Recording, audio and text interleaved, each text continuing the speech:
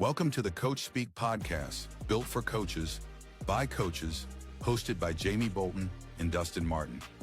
Sponsored by Ray Crowther, providing the nation's best athletic training equipment since 1932. And R4 Football Systems. Accelerate everything by decoding the game. Hey guys, welcome back to Coach Speak. Dustin Martin here with Jamie Bolton. Have a special episode tonight. We're going to talk about our postseason recap and dive into a lot of great things that Jamie will talk to you about. Before we get going, I want to shout out to our sponsors, Team Builder and Tsunami Bar Sports. Yeah, guys, this year wasn't about headlines or records. It was about growth, and man, we're excited to kind of get into that today. We were able to watch a young group learn how to respond, how to work, how to trust each other.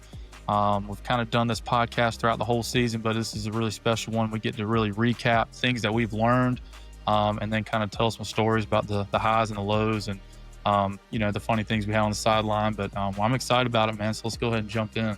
Yeah, man. I'm looking forward to tonight. Been looking forward to it all day. This is going to be a special episode to, I think, anytime me and you just kind of sit and talk and reflect. Like, there will be things we talk about tonight on the show that you say that sparks me and into a down a road where I'm like, like those comments just kind of mean something. And that's what I'm looking forward to. And guys, we hope y'all enjoy this one. Let's get it.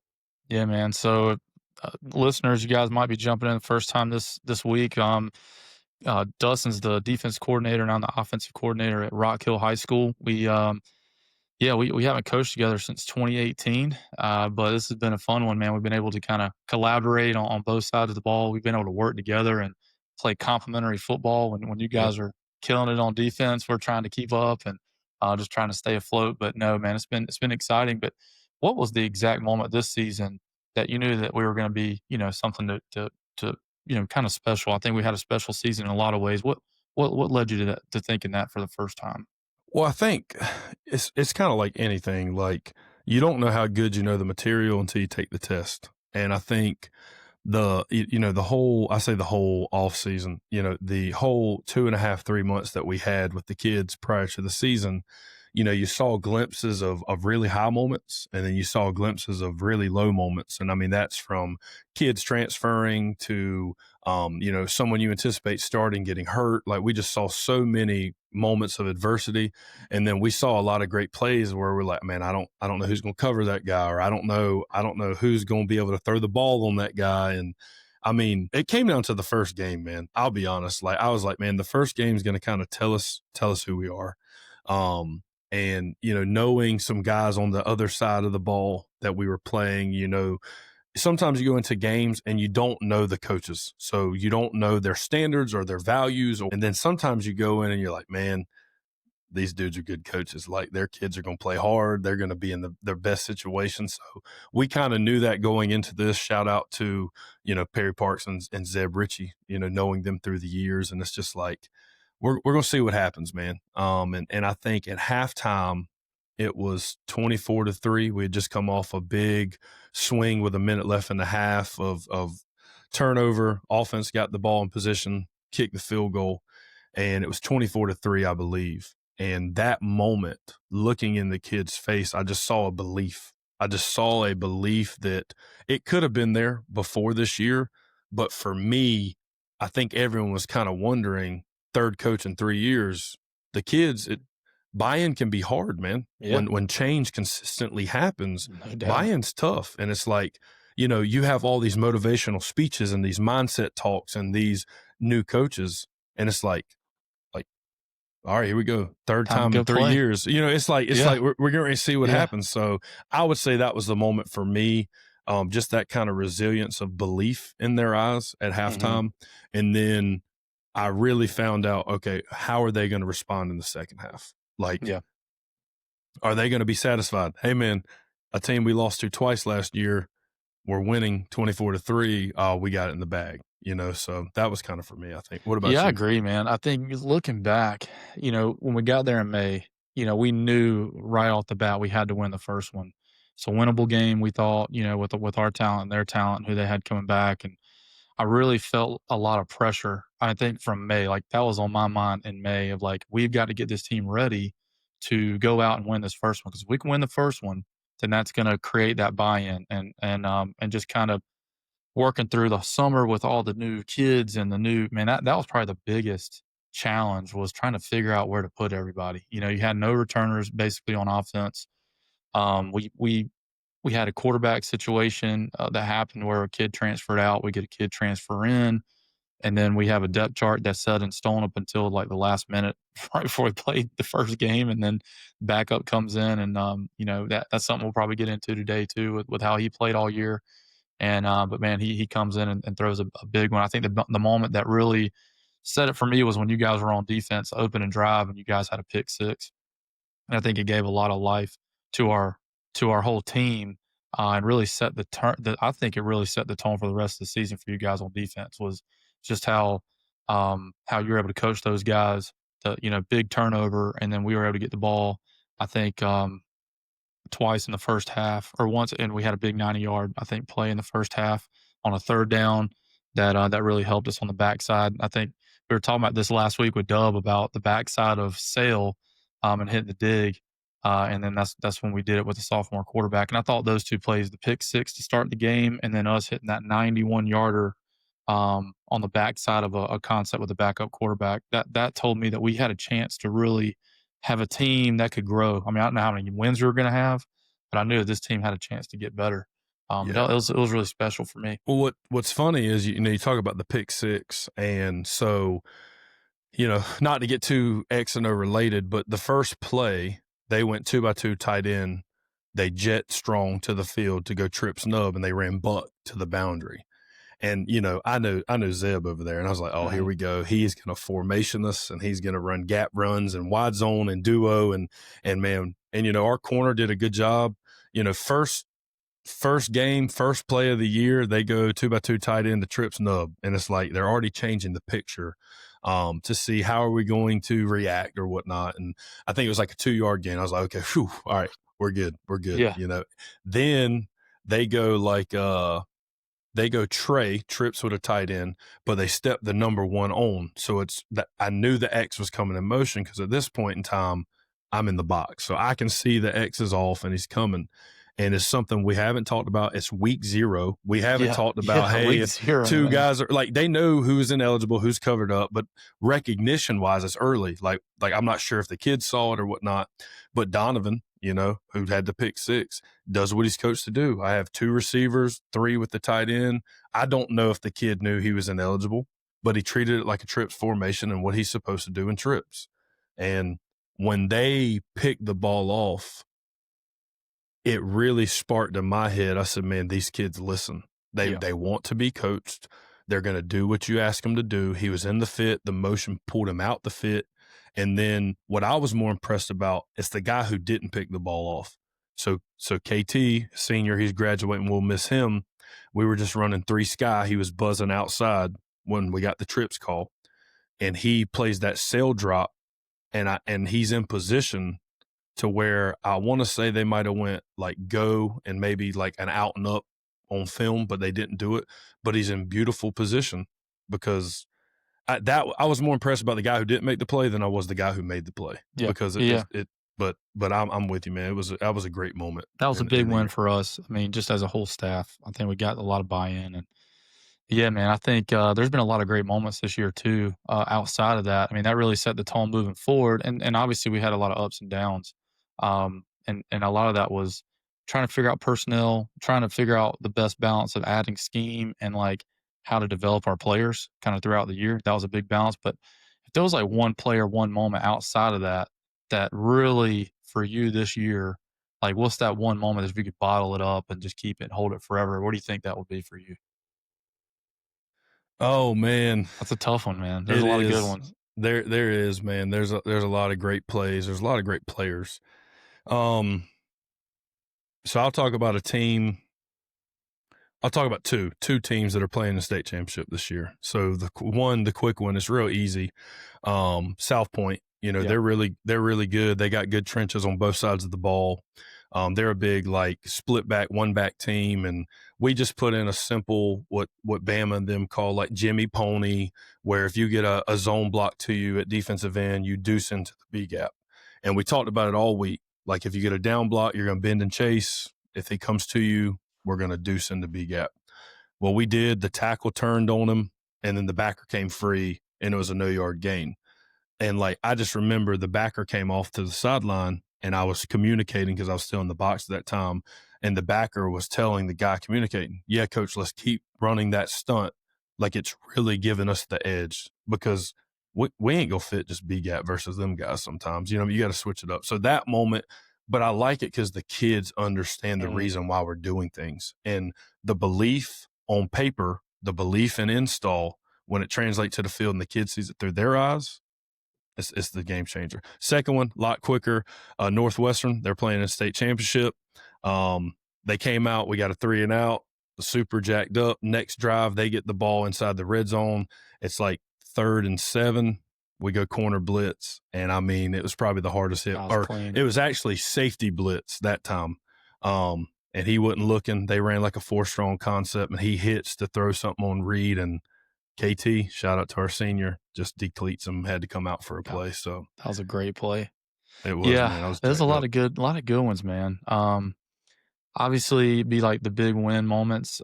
We've talked about the double overtime game before. That was a great moment to see. You know, the sophomore quarterback. I think he went like 12 for 16 in the second half. He scored like 5 touchdowns or something. It was crazy. Double overtime game. We scored on 2 4th downs. But I think one big one for us was we're an away game, Nation Ford. I think those are some big moments in that game. And I think that feeling of, you know, we've kind of gone through a lot of these tough moments, and we really needed this one to kind of set us into a spot where we knew we were going to get a good seed in the playoffs. It differentiated us between maybe the rest of the conference, and we were able to kind of get that 3rd place spot. But I think that game really showed a lot of resilience in our team, and how, you know, we went down and scored. You know, they had a long drive and scored, but the resilience of like continuing to make plays, and it wasn't just the same guys that made plays. A lot of guys made plays that game. But I think that was a moment that I think as a team, we wanted to win that game for a lot of reasons. There's a lot of emotions involved in that, and to watch our young team go in there super poised, go down on the first drive, which, you know, establishing drives for us all year was tough. We didn't run the ball well all year, but that game we really did. We had over 200 yards rushing, and just to watch our guys kind of manage that was really, really special. And but I think that's that feeling that was a good feeling to have. And I remember, man, you made it a point that week, and several coaches did, to, guys, we're running the football this week. Like, we're going to find a way, and we're going to do it.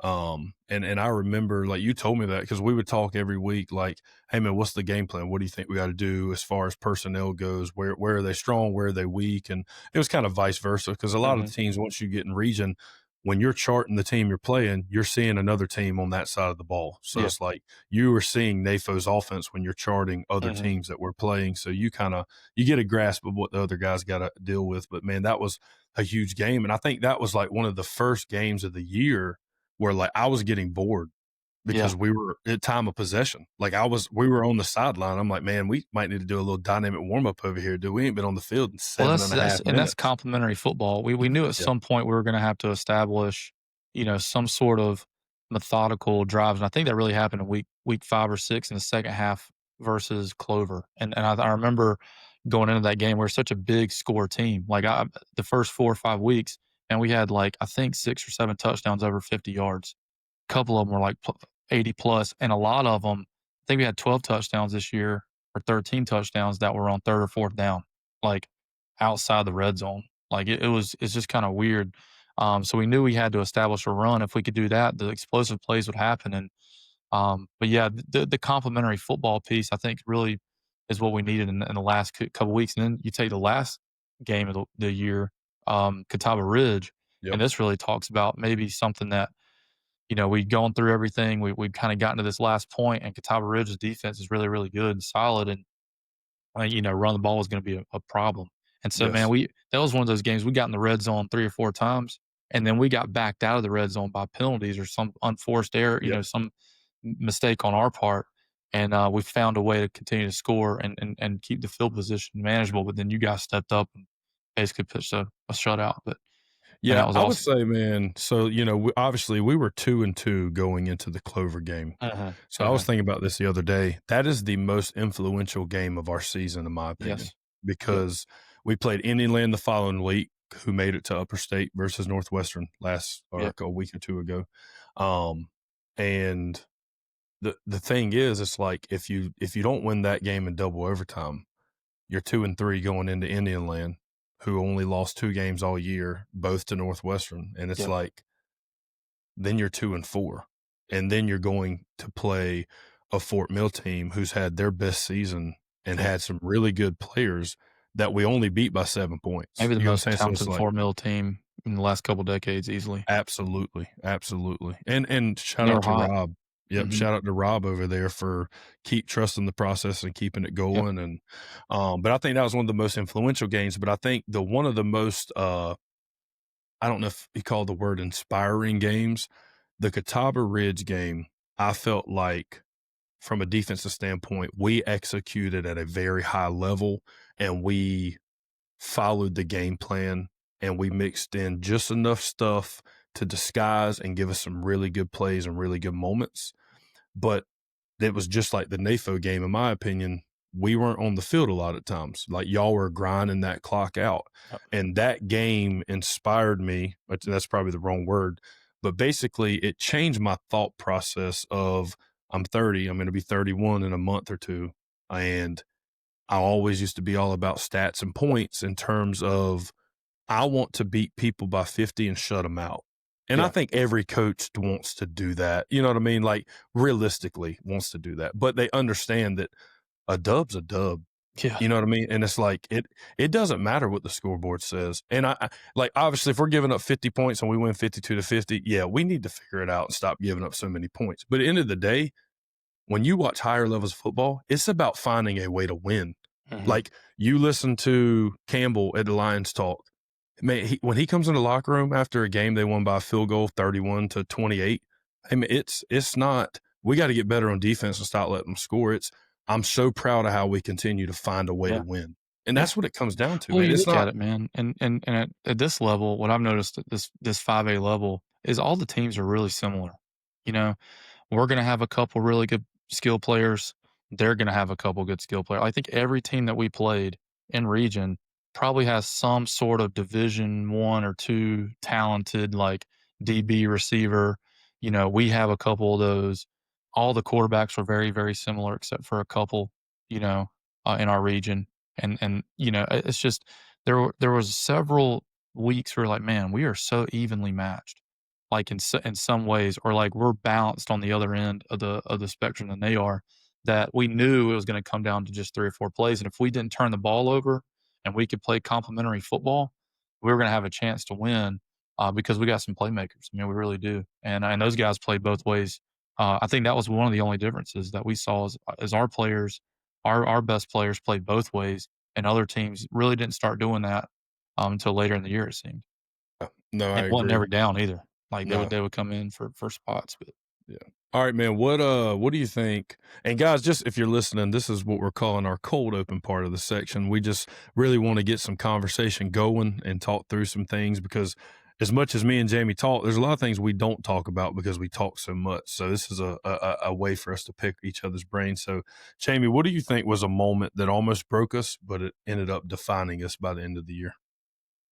yeah, I think for me, or really just speaking, I guess for our team, I mean, I think one thing was the quarterback injury that we had with our starter, and I really might even thought about breaking our team when we had a transfer issue, happen when the kid left, when all the transition happened with coaching staffs, the starting quarterback left, and we came in, and I thought initially, man, like this is going to be really tough, and then we get another quarterback in, and I think that whole process up until like week 3, the quarterback was a starter, he gets injured, our backup comes in, and we kind of go on from there. What are we 2-2? He makes his first start, and we're down 14, and we come back and win a double overtime with him, and he throws for like 260 and a few touchdowns and 2 fourth down scores in overtime. Yeah, and I think that's thinking about our whole season, you guys were very consistent throughout the entire year. I think offensively, we were able to take some of these perceived negatives and then really make a positive out of it. Because now looking into the future, a lot of those young kids are going to be back next year, so and maybe even for 2 more years. So I think that was kind of a defining moment in our season and how we were able to adapt and kind of overcome. No, man, I totally agree with you on that, man. And that position, it's tough, man. And they're the most protected guys at the higher level. I mean, I was watching a game last night. A defensive lineman falls while rushing the quarterback and falls into his shins, and They it's a call personal foul because the rule states if you hit you him can't below the knee, and it's like, I'm like, what's he supposed to do? He fell. He's supposed to just army roll out the way. It's like, I understand that's tough. but I understand it. It's like Yeah. targeting. Like, I understand it was like, guys, what are we supposed to allow him to catch it and let him get Yeah. in a protective point? But anyways, High school is not the case, man. Like those No, guys get no. destroyed. Those destroyed. guys get decapitated. Like our quick kid took some hits. I don't know if I would have stood up. Like 30, it'd be like I always say, I mean, that's a $40,000 fine in the NFL. I scream that out to the refs. Yeah. Hey man, that's assault on the street, sir. Yes. Like, Oh my gosh. so for me, man, I think so. First 3 games, I felt like we played okay on defense. Nothing spectacular. I don't think we played like trash, but I think we looked like we should have week 0, week 1, and week 2. I think we continuously got a little better. I think we did a good job at like monitoring missed assignments and loafs and trying to stay on top of those things that will get you the further the season goes on. A moment I feel like that almost broke us as a team, excuse me, not a program, was game 4. We played a team, in my opinion, that you wouldn't call as a good matchup. And what I mean by that is like, it's just a different type of football. It's a different area. It's different types of kids. It's different type of, I won't say scheme, but it's just different. It's just not a good matchup for the personnel we have. But people play teams that's not a good matchup all the time. I mean, David and Goliath, you know what I'm saying? Yeah. So it's like, we ain't going to shy away. Like, let's play them. You know what I mean? But we were averaging giving up like 16, 17 points the first 3 weeks, and then we gave up 56 points and probably 450, 500 yards. And, it was a moment that could have broke us. Like it really could. And I think I tried to do the best I could at staying objective, keeping emotions aside, and saying, listen, we're going to continue to trust the process. Well, let's evaluate why we did that. Yeah. Did we put the kids in a bad situation? Was it a personnel related at times? Are we not coaching the best? You know what I'm saying? Let's find out how we can get better from it. And it was a tough situation. Anytime on defense you give over 50 and close to 500 yards, man, it's not a good feeling. It is not good. It's like minus 50 rushing and 3 interceptions on all. It's like literally the worst feeling. But then I think the reason it defined us, the next 4 games, we go 3-1. And the team we lost to, who only lost 2 games all year, it was 13-9 at halftime. Yeah. And I think by sticking to the process, trusting in what we're doing, continuing to read the same keys, and continuing to work on tackling and pursuit and everything, I really think the tough and the way that we felt after that game allowed us to win some games down the line. I really do. Today's episode is brought to you by Tsunami Bar Sports, the innovators behind some of the most unique strength and power tools in football today. If you've been around a real training environment, you know the Tsunami bars hit different. They build stability, power, and speed in a way that traditional bars just can't. We use them ourselves. We believe in them, and we've seen the results on the field. Whether you coach in high school, college, or you're training athletes in your garage, Tsunami Bar Sports has the tools to elevate your program's performance. Check them out and tell them Coach Speak sent you, and you can visit TsunamiBarSports.com. Yeah, I agree. I think you got to play teams like that. I think those are tough games, but I think it teaches you a lot. I mean, obviously in a loss like that, I mean, offensively, we had moments where we did pretty well. But we also had 7 drops that game. And I remember like a couple of those, they're a man covers team. We knew if we can just, if we can catch the ball, we can run away from them. We did. We had several shots for touchdowns, and we had 7 big drops that probably, could have turned the tide, could have turned momentum, could have gave us a little bit of hope, down the stretch. And, but yeah, that was a that was a tough game, but I think you need those games, and I'd much rather have that game early than have that game late because from then on, every game that we played, you guys gave us a chance on defense to hang in there. But There's just nothing worse, man, when like y'all are freaking grooving and moving it and slinging it all over them and quarterback run and like y'all are just like they scored and then we score. To me, there's no worse feeling than like, man, like we're letting the team down in our phase. That's the feeling I hate the most. You know what I'm saying? Like it's a team game. yeah. It takes all three phases, but when you can see, man, our phase is really screwing the pooch right now. Yeah. It's not that I take it personal because I'm mature enough emotionally to understand like let's remain objective and figure this out. Yeah. But like you do kind of take it, it's like, man, like Yeah. our side of the ball screwing Well, the let's pooch, talk man. about this for a little bit. I know we're kind of getting a little off topic here. Not really off topic, but I do want to explore this a little bit. But like, what things and what metrics did you use to make those adjustments? And I want to talk about offense too, but like, what did you track throughout the year that helped you continue to develop your defense? Yeah, so I think the way you got to look at it is, and we talked about this a long time ago, like episode 2 or 3. Personnel drives everything. Mm-hmm. So what I would track is what was the call? How successful were we in the call? Why were we successful or why were we not successful? That was my early week 0, week 1, week 2. Okay, so look at all your runs, look at all your passes. What was the defensive call?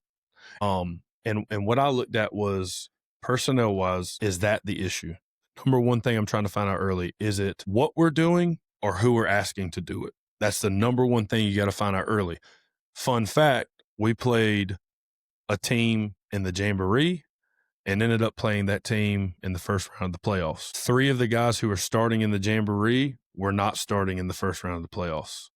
And I think that's a big thing. And then I like looking at negative plays first. What went wrong? Why did it go wrong? So, for example, we're looking at a counter play or a split zone play. Well, our technique at defensive end in certain calls, get a down block, retract, squeeze, find out if there's a puller or not. Then we have a certain way we attack the puller, etc. If we're getting beat because we're not doing the right technique when the ball snapped and we're not attacking the pool the correct way, that's on us as coaches. We got to figure out how to either execute that scheme or change that scheme. And, so long story short, early on, I look at personnel. Who we're asking to do it, are they executing it? If they're not executing it, is it a personnel issue? Is it because they can't do it? Or is it because we're not coaching them good enough to do it? That's kind of what I look at. Yeah. Same thing offensively too. I think one, I always look at scheme first and just say, okay, like, were we out schemed? Are we out leveraged?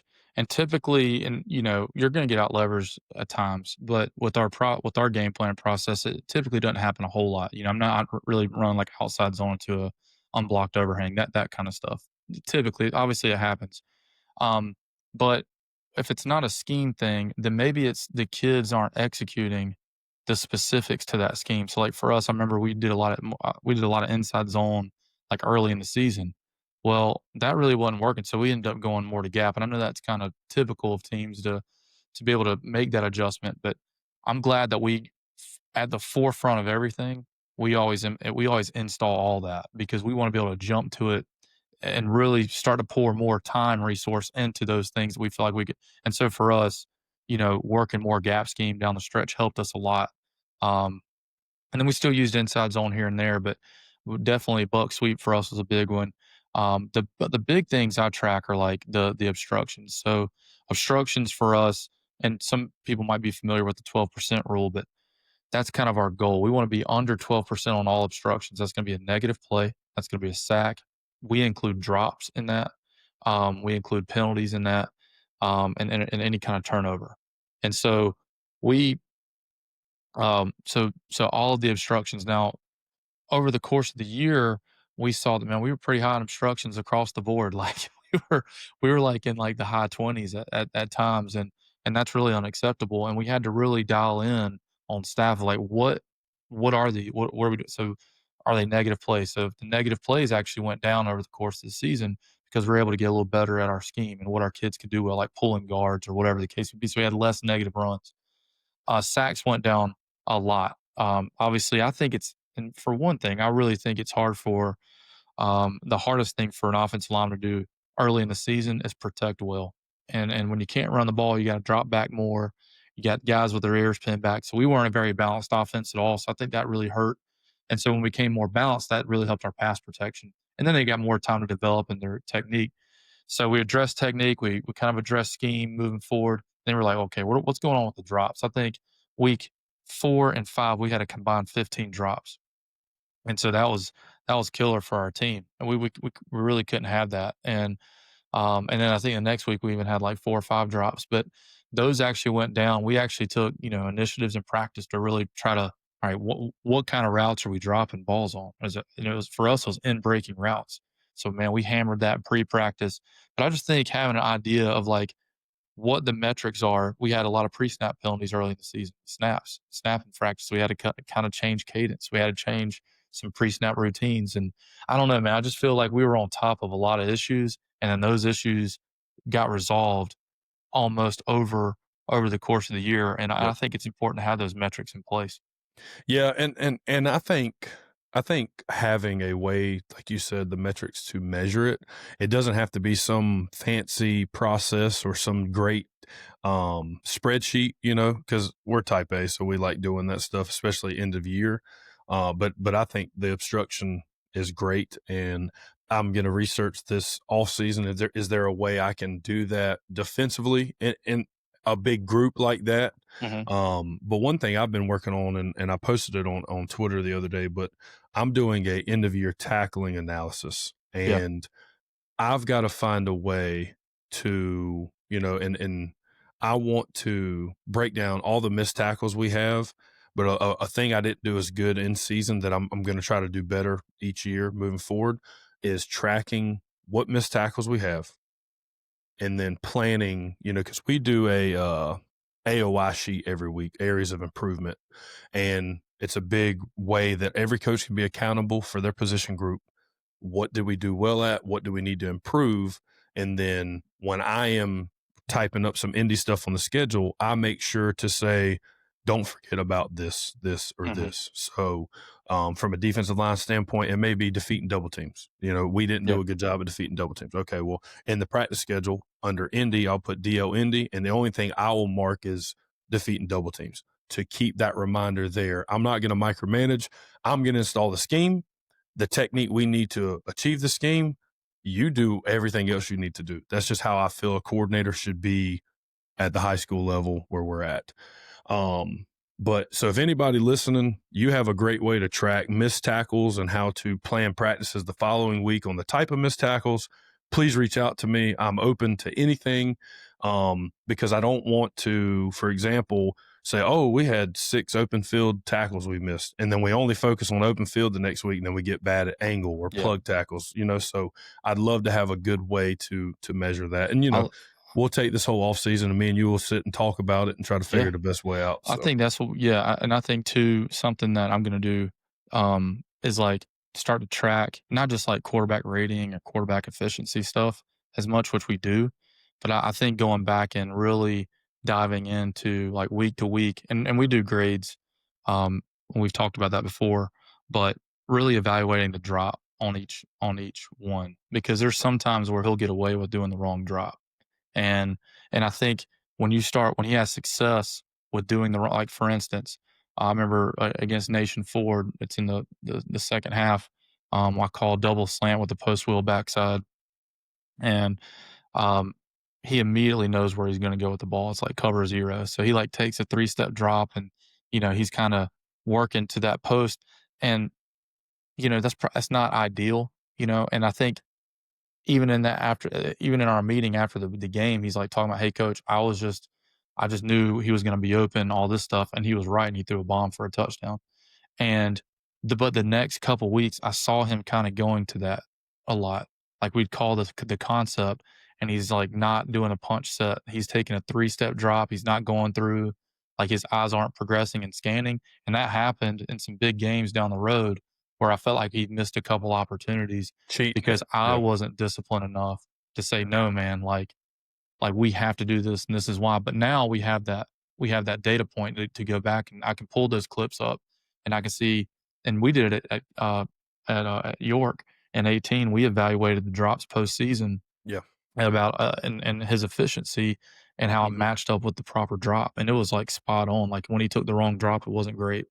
Well, it's And also like, and also like, you talk about the discipline on how to do it, but it's also like, even maybe it's teaching them, listen, why did this work? Because of what we were getting. So when you can ensure that maybe we're getting that exact replicated situation of that same mhm. coverage, then maybe you can get away with it in this scenario. Yeah, And that's all based on the game plan. Who are we playing? What do they do? You know yeah. what I mean? But We did the one same thing at Burns in 2023. I remember this like it's on the clinic tape, but like he Burns, did the North same Carolina, thing. right? Yeah, yeah, Yeah. Burns, North Carolina, and when I was at Kings Mountain, and I did give a read progression, so there are some caveats to that. So if I give a read progression signal, he knows I want him to go backside, and so he took his 3-step drop, but his eyes still scanned slants first, and then now he was able to hitch back up and all that. But yeah, I think there is some nuance in that. But I think whenever you kind of get off the rails a little bit, it can hurt you Mhm. down the stretch just Yes. because you had a quote unquote successful play in that moment that may hurt you down the stretch. And Every I know there's a position. nuance for that. Yeah. Every position there, and that's same thing at linebacker. There were plays that versus certain teams we cheat reads and keys because we knew what was coming. Yeah. But as soon as we start feeling we can do that versus every team and all personnel, it makes you pay. And I think that brings me kind of my next point that I think is important for everyone to kind of hear. We were sitting down. I don't know what game it was. It was later in the season, but we're sitting there and we start talking about make sure that you're charting what matters to you and what data carries over. You know what I'm Hmm. saying? Like, and I think when you talked about the QB rating and stuff a minute ago, that kind of popped back in my mind. It's like, and this is as far as when you're grading personnel for the other team, anything, make sure everything you're doing benefits you. And it's not just a stat to carry or a stat to say, it's not yeah, man, we got 14 missed tackles. We got to get better at tackling.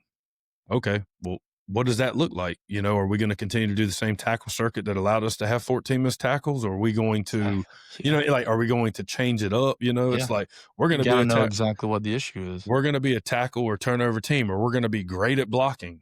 Okay, well, like, there's got to be carryover. Yeah.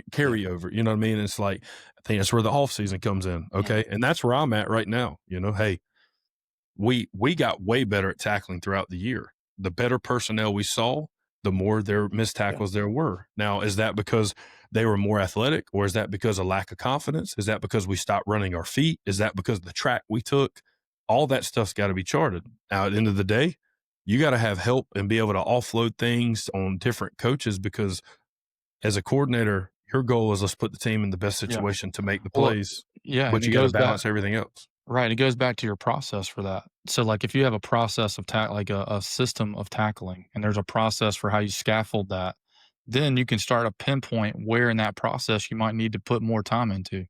So for us up front, I remember in our run game, like we really had an issue with our steps initially, right? To get in a position to combo well, and so we had to go back, and it really wasn't a drive thing. It wasn't an upper body strength thing. It was like we are failing to get in the proper position post snap.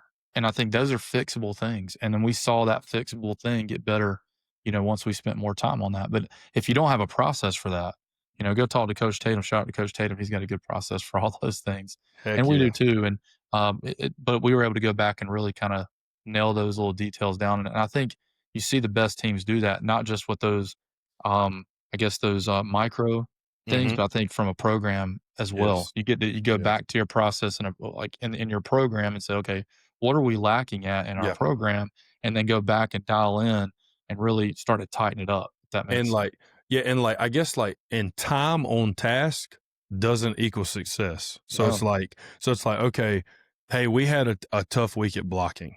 The answer, let's not add 25 minutes of blocking or whatever it is. You know what I'm yeah, saying? It's like, like an arbitrary number. It's like yes. how many I would like to know, like, okay, Mm.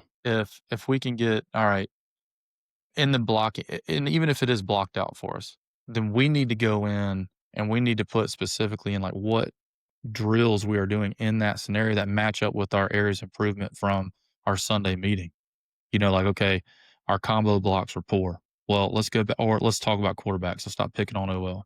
All right, our quick game concept efficiency was bad. Was that because we couldn't get open in man coverage? Was that our timing was off? What was it? Was it accurate? Like, we have to know that thing. And if it's a drop, then we need to work drops. I need to really specifically hone in on that. Maybe it's a couple concepts that we need to dial in and make sure his eyes are progressing the right way. Like, that's on me as a coach to And it give might him not, enough reps. and to your point, it might not be adding a tackle period. It might not be, hey, let's add 10 minutes for tackling. Hey, man, it might be the DBs or the position group or the linebackers or position group that struggled at tackles. So, hey, we're going to go group right here. DBs, y'all go together and work matching patterns, 2x2, 3x1. Linebackers, we're going to fix these freaking missed tackles that we're working. You know what I mean? I think there's different ways you can build things in, but it just kind of goes back to, I guess, kind of what I brought up is figure out the information you need and then how to use that to change. It would be like this. It would be like, and I don't want to belabor this point too much, but it's like you're saying, but flip down on offense. If it's an offensive line issue with blocking, but we have a drop issue with receivers, then it might be good to split. And I think we did that at times this year. It was like, all right, now we're going to take this period and we're really going to split and then really work. And I guess that's what we call individual period. But I'm talking about if you're really trying to specifically nail down outside of your EDDs, to try to help, I think you really need to cater it to your AOIs.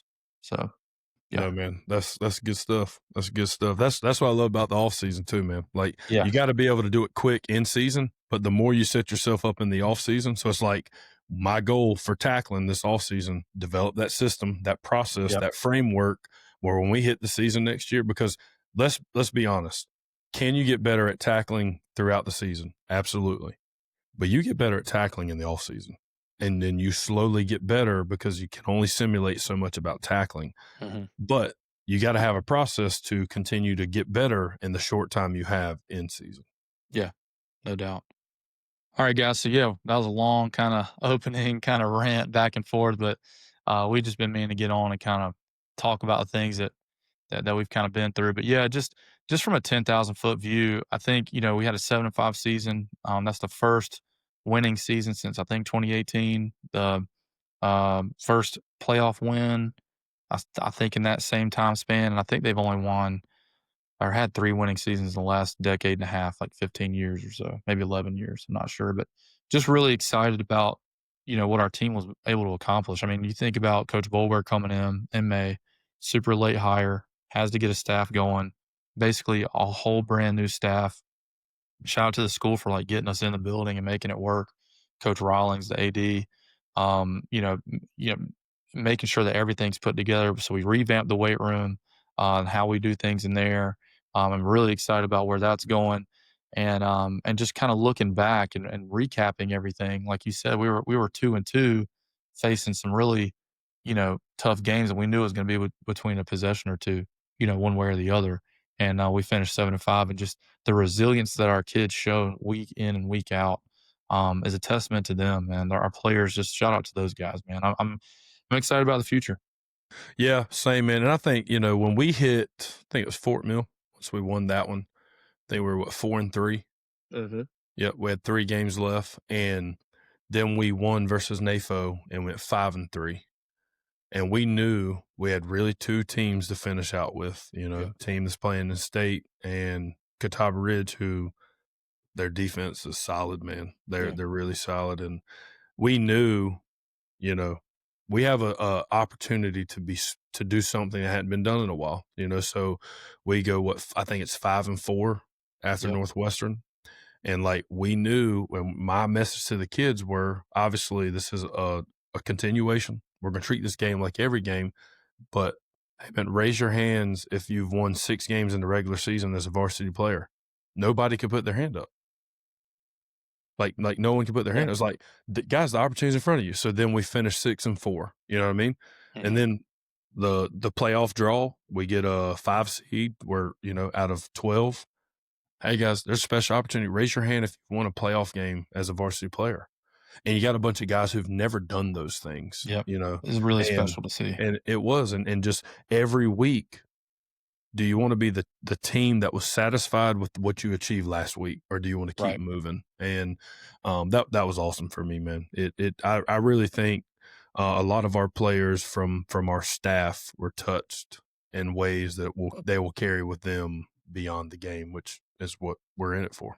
Yeah, I mean, shout out to our coaches too. I mean, a whole new coaching staff together. We didn't know each other. We've never coached with anybody on staff at all before. I think, running back coach Nari Gaither played at Rock Hill. I think his first year coaching. He's varsity running backs coach. We have Quentin Sanders, first year varsity football coach. He's coaching receivers with Coach Perry Floyd, which I played with in high school, but we hadn't coached together. And Jim Jolly is on staff. He's been a long time. He's been there since the '70s, I think. So he's seen the ups and downs. And Coach Joey Fowler, he's been there for about 17 years, 18 years now. But a lot of new guys and a lot of old guys, older guys that have been around for a long time. And then you throw new coordinator in the mix. You got Coach Park that's been there for a long time doing JV and helping out, and so it's been a really good season to see everybody come together on offense, and then Coach Griffin coming in, a former head coach, and doing the offensive line, and I don't know, it's a special group when the players and coaches can all come together and then be in support of each other, and we like hanging out too, and it's been a really special year for me in a lot of ways, because I was real nervous coming in, man. Like it's a big change, big move.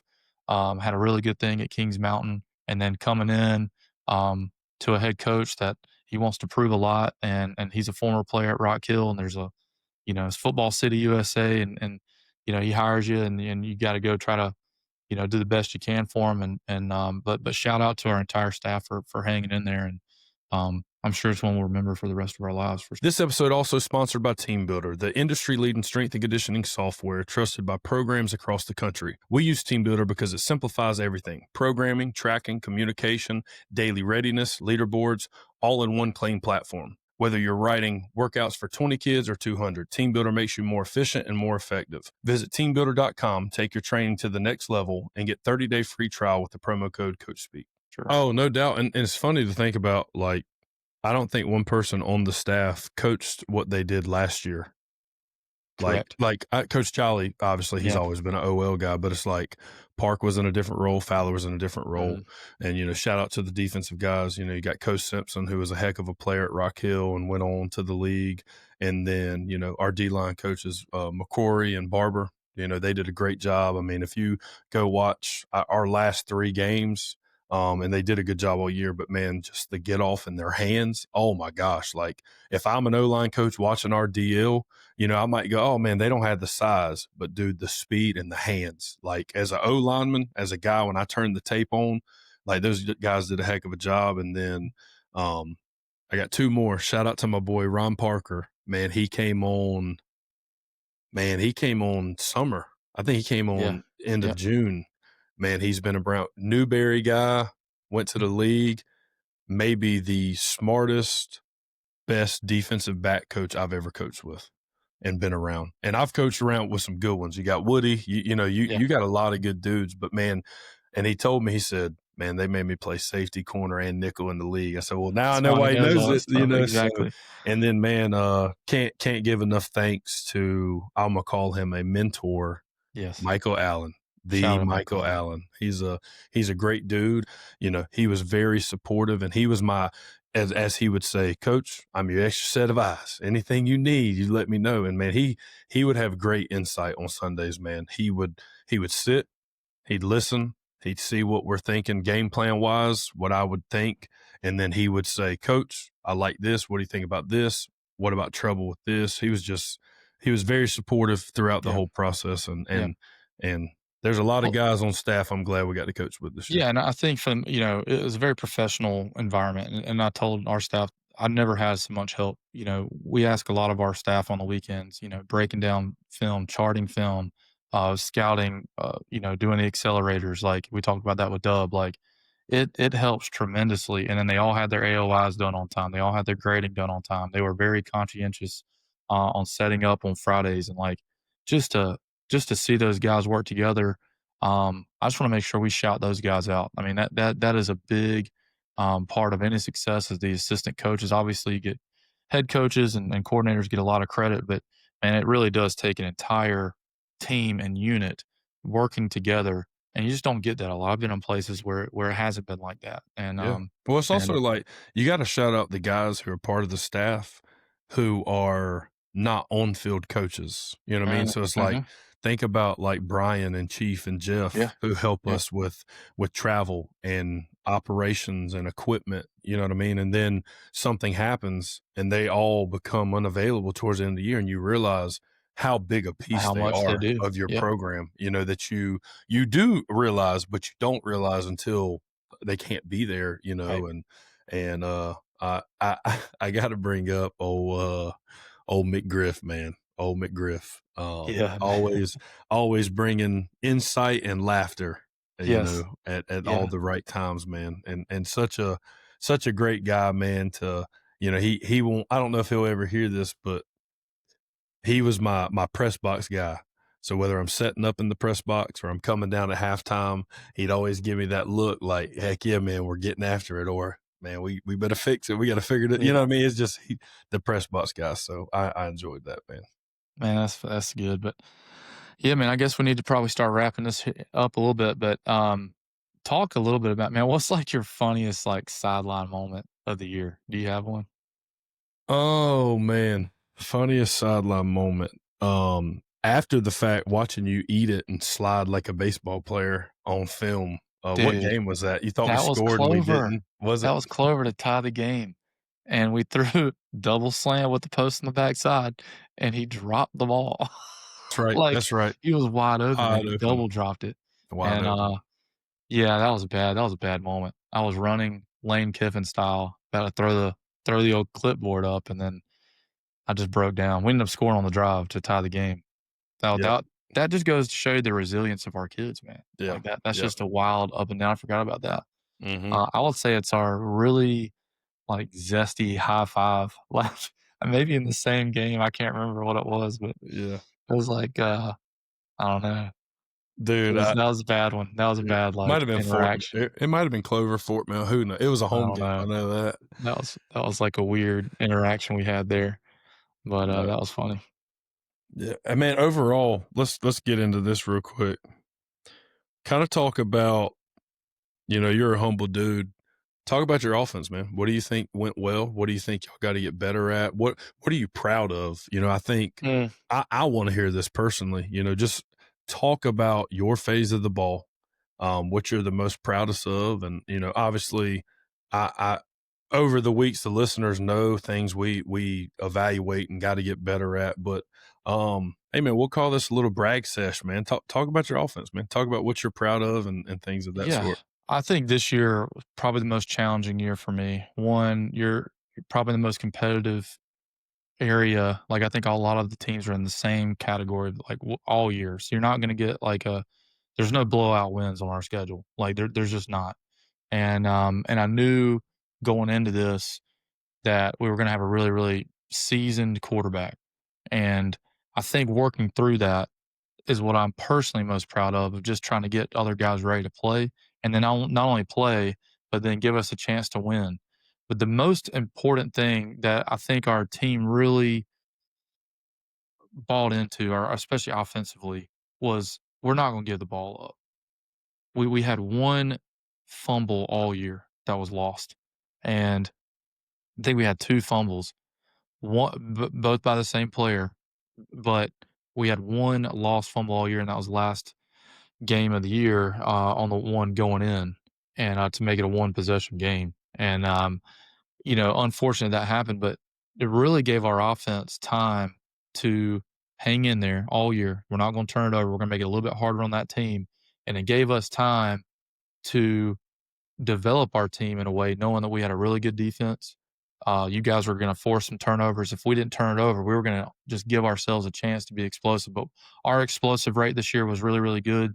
I think we were over 25% on explosive rates overall. That's runs and passes, which our goal is 12%. So that's the best part of our team, and that's players, right? Players create explosive plays. Um, I think we were able to get the ball into the hands of really, really good players all year long. But with the explosive plays, I think we were able to overcome a lot of deficiencies in other areas. So your negative plays, your sacks, your penalties, and then we were able to overcome the drops. And just looking at it for next year, if we could take those obstructions and cut them in half, we have to, cut the drops in half, cut the penalties in half, you cut the negative plays in half, but then you continue to be explosive, which we should be with the players we have coming back. I think we take the offense to the level it needs to be next year with the older group. And but that's what I'm really most proud of. I think we had some great drives. I told our team that we were undefeated when we scored on the opening drive of every game, and that was true. One, that probably means that we can establish the run game and establish that long drive, and then it also means there was several games where we had like a 7 or 8 minute drive, 2 or 3 third down conversions to watch that happen. And then obviously, being able to produce in the red area with no run game was something that I think that goes overlooked. It's easy to score when you have a running quarterback, or easier to score when you have a running quarterback that can scramble or a good run game. But we had neither. We really had to manufacture a lot. I remember in the Catawba Ridge game at the end of the season, we scored on 2 fourth downs inside the 2 yard line. We could not run the ball. I think we had like a quarterback draw to kind of get us down there, and then we scored on a jet sweep on 4th and 1 out of Wildcat, and then we threw like Wildcat reverse to score the second one, and that was the difference in the game, in a low scoring game. I remember those plays. I think just our ability to manufacture a lot of plays when it mattered most is what I'm really proud of. And I think that does go into scheme. I think that goes into holding your plays to the right moment. And I learned a lot about myself in that. Wish we maybe done a little bit more of that at Burns, down there in the red area. We only had it down there once and fumbled on the one going in on third down. So maybe I need to give myself a little bit more grace. But everything's hindsight. It's 2020. But I feel like there's times where we did out scheme a lot, and we gave ourselves a chance with the understanding of what we needed to get better each week. So a lot to be proud of. Shout out to our staff and players for hanging in there. I mean, it's not one guy, but I'm proud of our offense this year, and we did it without a bunch of D1 freaks and a running quarterback. So that's always a good thing when you can manufacture points and yards and play complimentary football with not turning it over. Yeah, man. Old adage is it takes a village. And I think, I'll get to defense in a second, but I started out on the offensive side when I became on the staff. So what I'm thankful for with that is I knew exactly what we had on the offensive side of the ball from a personnel standpoint when I went to the defense side of the ball. Like I knew immediately what is our personnel offense, what's our experience, what's our average age group. I knew everything about the offense. And I think as a defensive guy, that helps me more because I know what to expect. All right. Mhm. So me knowing you, I know what to expect as far as game plan goes. Our kids are going to be in the right situation. There's not going to be few times where we call a bad play into an overload front, or we're going to call a run play into an overload front. You know what I mean? You get what I'm saying? Like there are going to be rare times where we don't at least try to put the kids in the best position to execute to be successful. And as a defensive guy, in my opinion, if you have the opportunity to take a job as a defense coordinator, you better find out who the OC is, because the OC is the most complimentary guy to your job on defense. I have Jamie. You care about ball security. I love that. Please don't give him any more opportunities to get the football. On defense, I'm all about tackling and turnovers.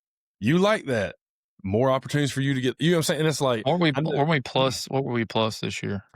We plus 17? Plus 17, I think. That's plus, wild. That's a and crazy stat. It might be plus 20, plus 21 with special teams. Yeah, we were over plus 20 on turnover, which that's why we're 7-5. I mean, if it's the other way around, it's like, we're 3-8. You look at it, we may have had some games where we had, let's say, more 3 and outs on offense. But guess what? If you had 6 3 and outs, and you tell me, hey, we're going to have 6 3-and-outs on offense, or we're going to go 3 3-and-outs, 2 fumbles and an interception, I'm taking the 6 3. You know what I'm saying? It's you like, got to flip the field. It's a field position game. You always want to reserve the right to punt. Yes. And Yeah, man. when you don't have a playmaker back there, and the coaches Mhm. listen, they know. You call a concept, they got it covered. Whatever. That guy's going to take off and get 5 or 6. We didn't have much of that. We did a little bit with the first quarterback that we had, but the second quarterback, that wasn't his game. It's not his game. So we had to get really good at check downs, and you're gonna get some 3-and-outs, but yeah, and at our I'm gonna be level, honest. I mean, I'll say it. I'm one that doesn't hide thoughts and hide feelings. I think there are very few coordinators who could have got out of our offense, which y'all were able to as a staff. appreciate that. On all, I do, man, and I can say that because I coached over there and I knew our personnel and our age and our experience.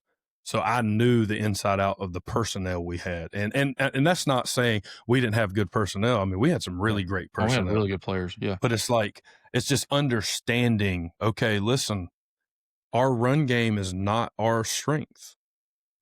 I knew that going into the game. You know what I'm saying? It's like, as a defensive guy, and man, if no one else says it, brother, I'm happy for what y'all did. I thought y'all did a phenomenal job. And man, as we kind of talk about the defense a little bit, man, I just, going in, it was the opportunity, in my opinion, to compete at one of the best levels in the state. You're in one of the best cities. I'm not going to get into who's the best city in South Carolina, but traditionally one of the best cities as far as competition goes. And 200 state championship game. Yes, they are. 2 out of 6 state championships. 2 of them are from Rock Hill. And hopefully we can get that to 3, depending on how the realignment goes. But man, I was so excited this year to compete against. Man, I'm 30.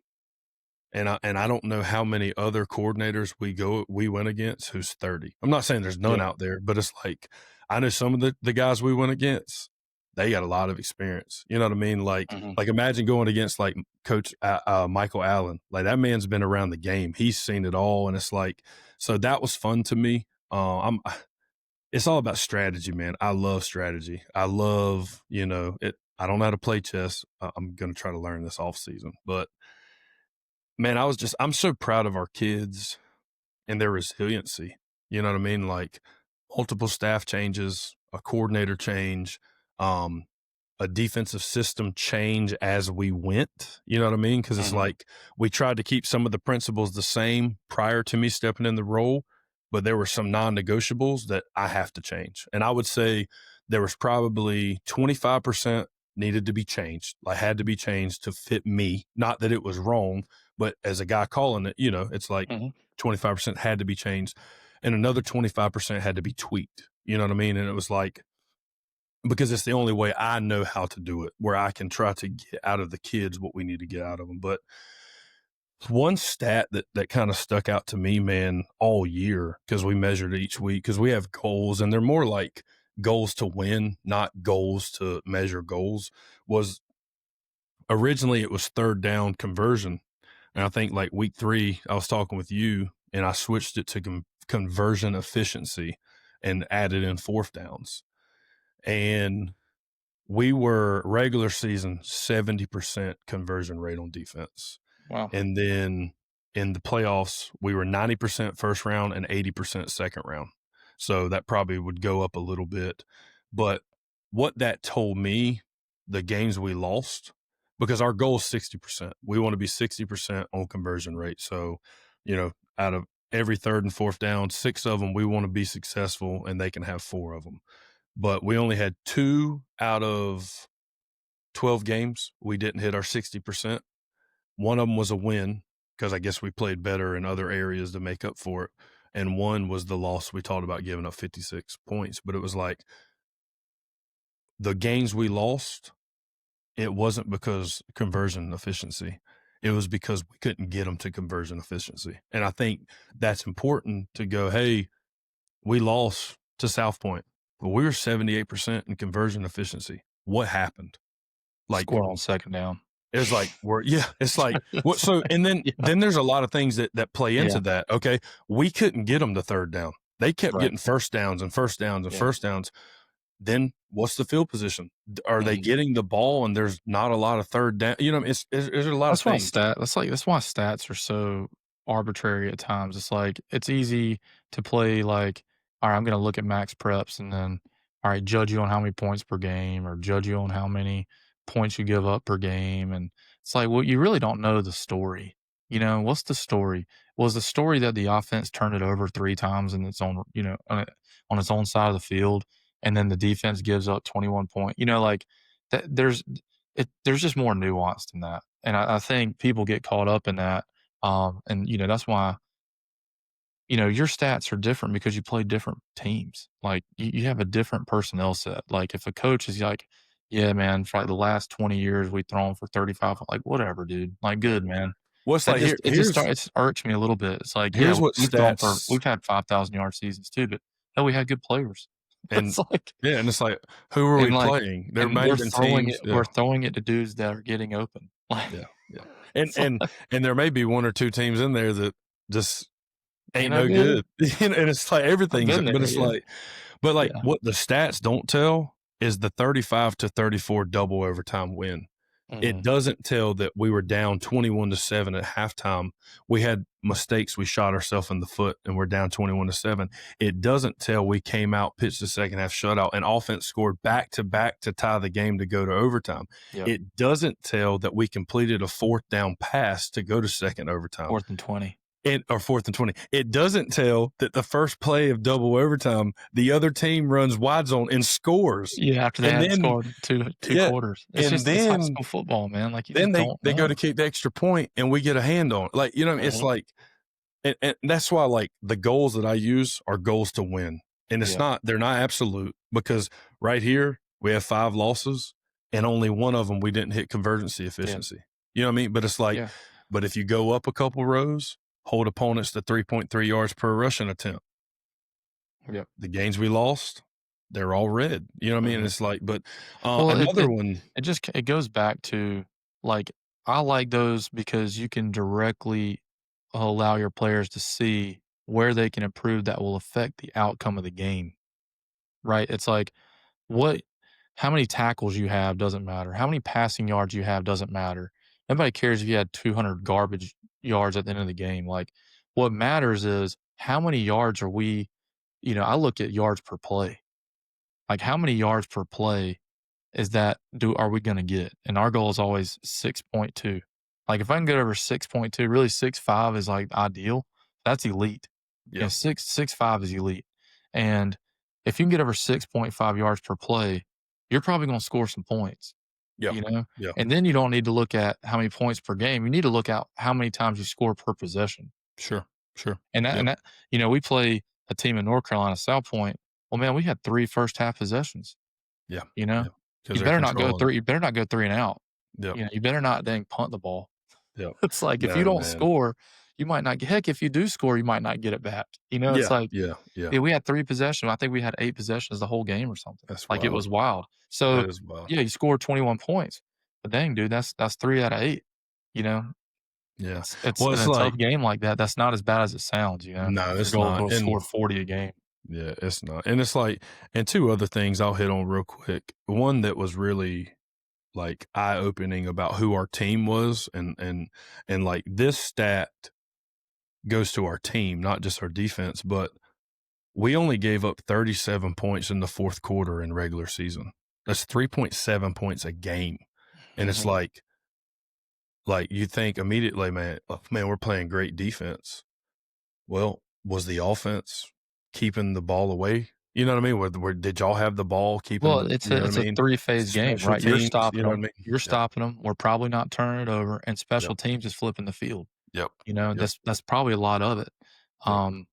I just think football is just one of those games where you can't just dial in on one stat or 2 or 3 stats and tell the story of your season. I think that's what we're trying to do here is like really try to get off our chest like what we feel about the season, the positive moments, how we can grow. Like when we talked about like how we're going to take next year and really I think coaching's not done, and I think you talk about being you're a No. play caller, I'm a play caller.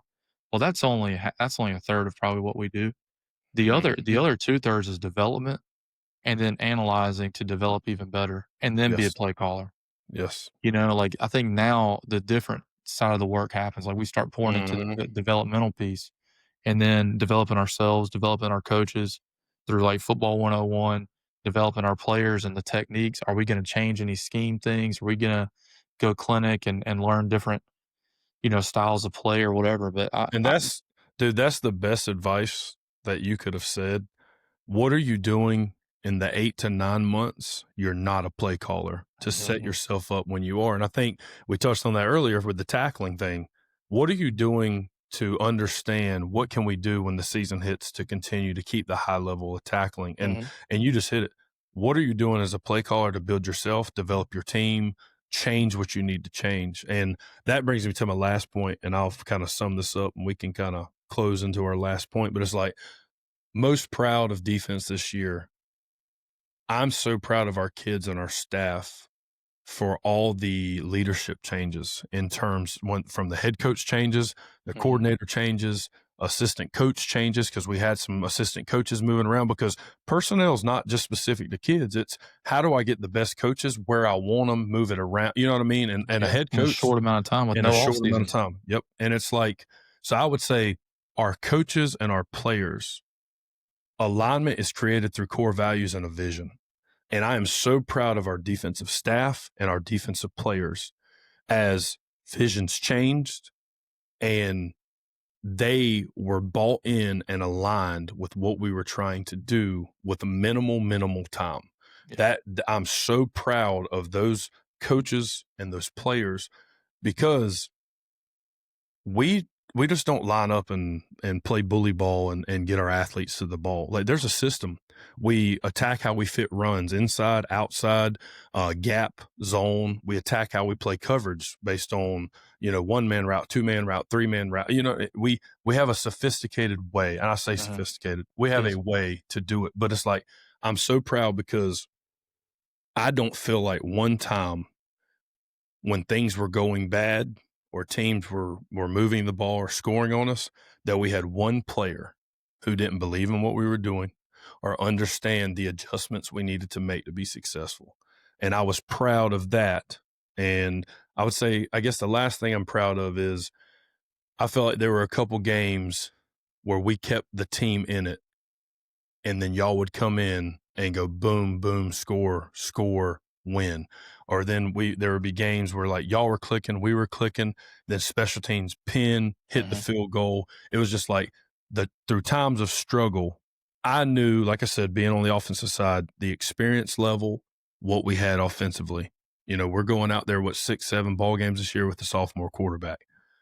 We weren't old on defense per se, because we're only graduating 2, maybe 3 like key contributors, but there was more experience on our side of the ball, more kids who have played on our side of the ball. So I took that personal, as in, we need to step up because we have younger guys in this phase or younger guys in this phase. And I'm really proud of the way our kids did that. And shout out to our coaching staff to help get them ready for that. Yeah, I agree. I think too, just think about the weight room. You know, um, we live 3 times a week in season. It's not easy on the kids. I think we run a tough program. Coach Bull runs a tough program. I think we miss any games because of soft tissue? I think so. I don't think one player missed a game because of soft tissue. Not, We had and it was like, if we had a one, it rolled was, ankle. We had a well, rolled ankle. I think one was a pre-existing issue. Like, it Yeah, wasn't something that right. happened. It was something they So had been dealing I with. remember getting there in May, and then my biggest worry was soft tissue. And because I knew, like, there's been no off season. It's been, I don't know what they were doing, before we got there. So we had to kind of go straight into strength, phase 2 basically in the summer, and then we had no real preseason phase at all. And so we took our preseason phase and made it our in season phase.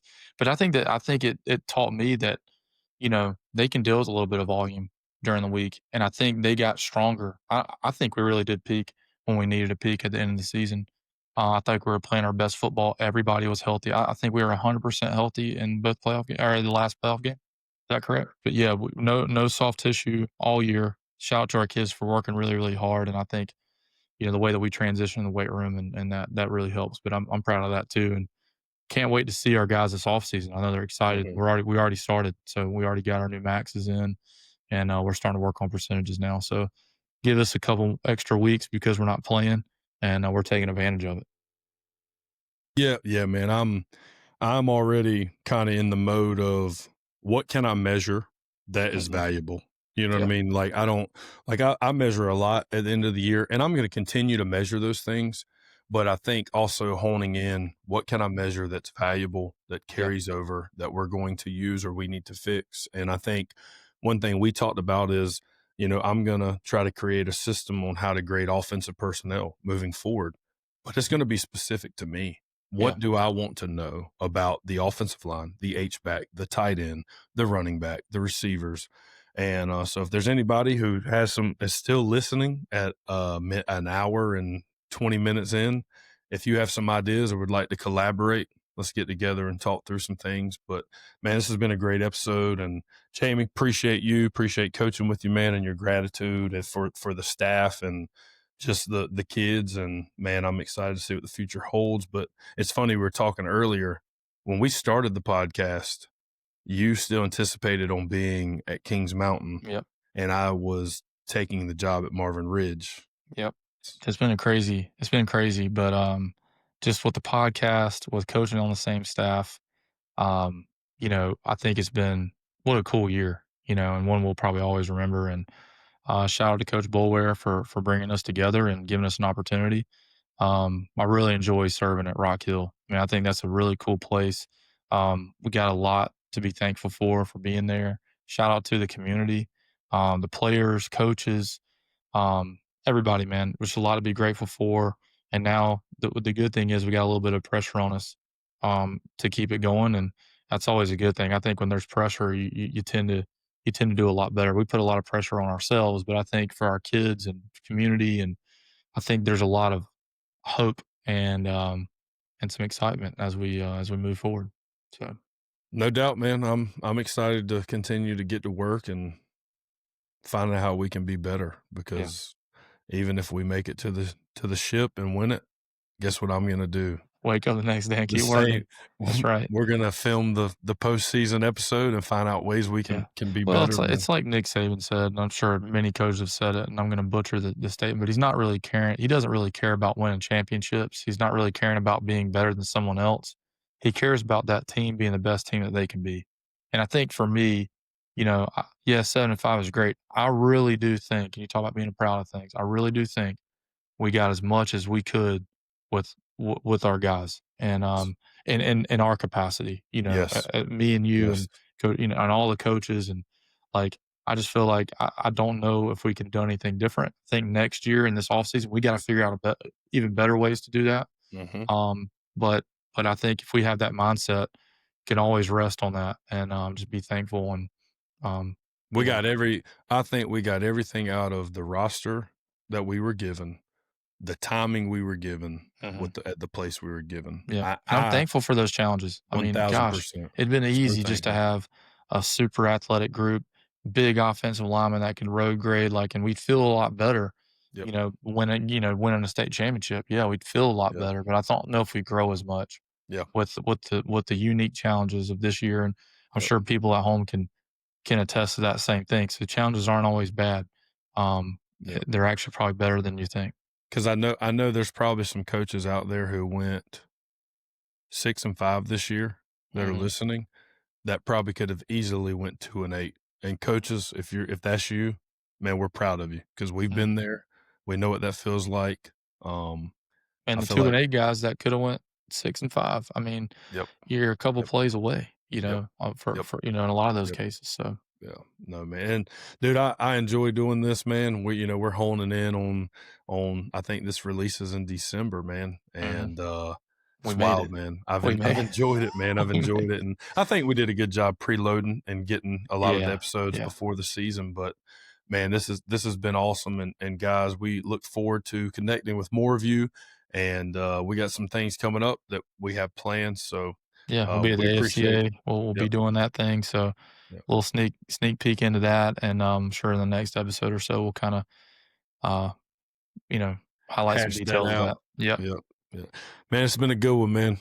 All right, guys, don't forget to use the promo code CoachSpeak with our awesome partners. We have Ray Crowther, Team Builder Practice, our 4 football systems, Pro Quick Draw, and Optimal Grading. We'll see you guys in the next one. See ya. Thanks for tuning into the Coach Speak podcast. If you're interested in being a guest speaker on the show, we'd love to hear from you. Email us at coachspeakpodcast1@gmail.com. And if you have a question for our Q&A segment, don't forget to submit it through the form in the episode description. We appreciate your support, and we look forward to seeing you in the next episode.